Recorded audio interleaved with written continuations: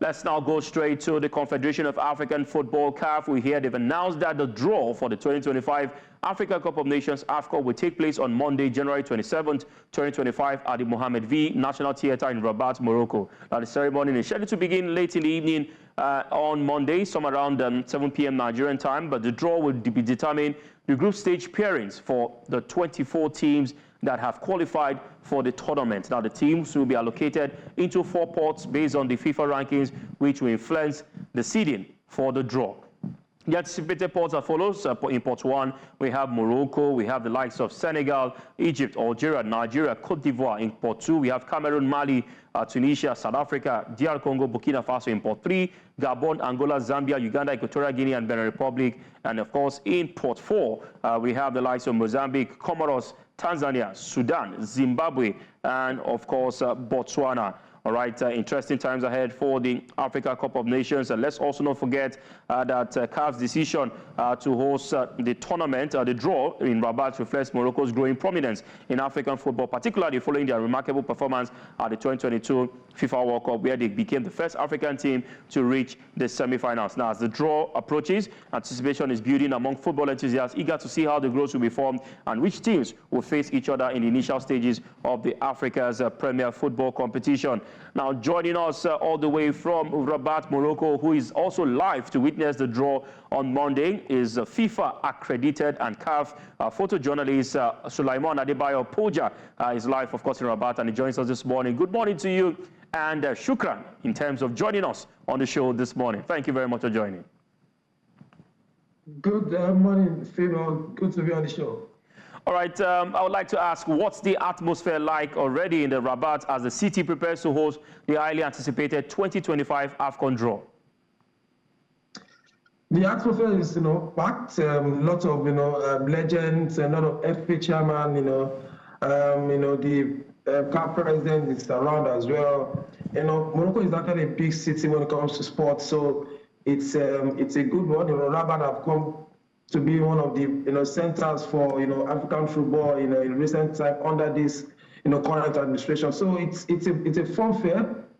Just yesterday, like you see the logo, the new emblem has been reviewed by CAF. The new colors have been reviewed by CAF. So the excitement is on the air. Last AFCON was a bumper, so they wanted to continue in that regard. So everywhere is good. Morocco is a place to be when it comes to sporting activities. All right, you've talked about how the city is at the moment and what they're looking forward to. I'd like to ask the expectations for Moroccan fans and officials regarding the national team's chances in the tournament, especially as hosts. I mean, Morocco right now is the hub of football in the world. What do you think they're looking forward to? Do you think it will be better than what we saw in Côte d'Ivoire? Well, I think it will be better because it's going to be like a template for them because of the World Cup right they've won as well. So they have to do this very well so that they will give FIFA something to dream about, talking about the next World Cup after the US, Canada, and of course the Mexican 2026. So Morocco is ready. They've hosted lots of African tournaments. They are one of the big side when it comes to even club tournaments. So it's going to be a big one because they actually wanted. They've been doing the campaign for the past 2 years. Remember they started the campaign Destination Morocco 2025 2 years ago, and they want their fans to enjoy the football, and of course they enjoyed their team as well. Remember, Morocco didn't do quite well in the last AFCON, and now that they are coming to town, being the host country, I know the fans want to make their team to perform. So Morocco is always there for us when it comes to sporting activity. They'll be one of the best centers, and it's iconic because where they are using for the AFCON draw is actually a big memorial, destination for Moroccans. So we can expect for a bigger, better, and of course a good AFCON, better than the one we had in Côte d'Ivoire.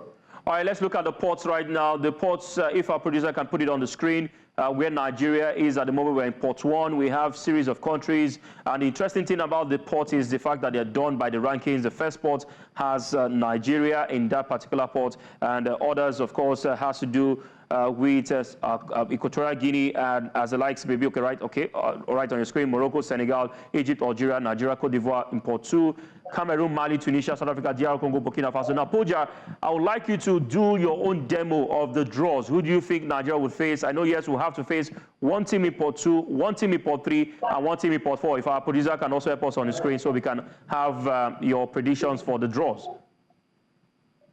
There's a lot of predictions that have been going on because in Pot 2 and Pot 3, we have, familiar faces. In Pot 2, we have Mali.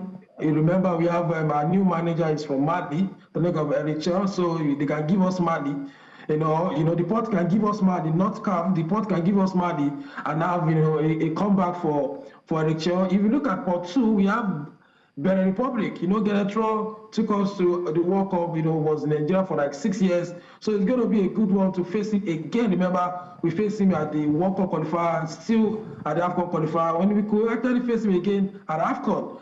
But if you look at Pot 2, I don't want us to start with Cameroon. This is the biggest, national team rivalry in a long time. So let's leave Cameroon out of the way and pick the draws you pick. The good draw for South Africa is there as well. I don't want us to play South Africa because we still have to play them in the World Cup qualifier. We need to win them away from home to secure that ticket. If you look at Pot 3. I think the only team that is only going to scare us is only Benin Republic. Because remember, they defeated us twice now under Genetro, and they recorded a draw against us. So it looks like he knows us very well. He knows the players very well. But in Pot 4, there's no team in Pot 4 that is going to be very tricky for us, except the likes of Tanzania, because they have the Simba boys in that team.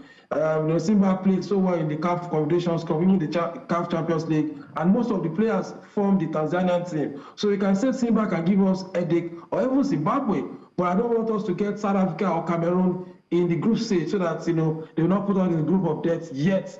Let's get to the second round and let's see, enjoy our football before we get to the second round. All right, let me just quickly come to Robert. Robert, I'll give you a chance to just quickly tell us who you think that Nigeria will face in the draws also. Let's get your take. Well, I think for the draws, it's going to be very, very interesting and a little bit tricky. Like Puja said, I don't want Cameroon, I don't want South Africa at this point in time. Benin Republic is going to be a very, very strong banana peel because they'll be motivated to play against us. And if you're looking at the draws as it is, I think for Pot 4 as it is, maybe the likes of Comoros. I think Comoros should be okay for Nigeria. Mali, I don't mind Mali. Because it's going to be a very, very strong test, as well as a big motivation for Éric Chelle to play against his former team. For Pot 3, I think Gabon or possibly Uganda will be very fine. And of course, for Pot 2, Burkina Faso should be okay for Nigeria. So those are my predictions for the students if they are done. And of course, we are lucky with our predictions. All right, Poja, before I let you go, whatever Nigeria faces in the AFCON, do you think that we will get to win our first AFCON since 2013? Phil, it's going to be very tough. We have, you remember what happened in Côte d'Ivoire? Côte d'Ivoire hosted and they won. They were motivated, fans-wise, country-wise. And this time around again, we have Morocco, who have been doing well so far, when it comes to world football, and they are playing at home, and they are hosting this tournament, and they want to win. If you look at the feelers from the fans I saw from the stadium yesterday, and from the airport yesterday, they are chanting that they want to win, and they are hoping for a better draw, like we just predicted. So for Nigeria, it's going to be very difficult. We don't know what we are going to see under Éric Chelle yet. Let's see, his performance at the World Cup qualifiers. We cannot use that to juxtapose how we are going to feel like in AFCON. So, but for now, we don't know the kind of Super Eagles we are going to see in the next couple of months. After that, we can start having conversation about if you are going to win AFCON. But if you perform well under Éric Chelle, and of course he knows the terrain very well, African football very well, we can be hopeful that we are going to do well when it comes to AFCON in December. All right, thank you very much, Suliaman Adebayo. Puja, we keep in touch with you. Thank you very much for always making yourself available, and also we hope that Nigeria gets a favorable draw. Thank you, and shukran. Thank you very much. Shukran.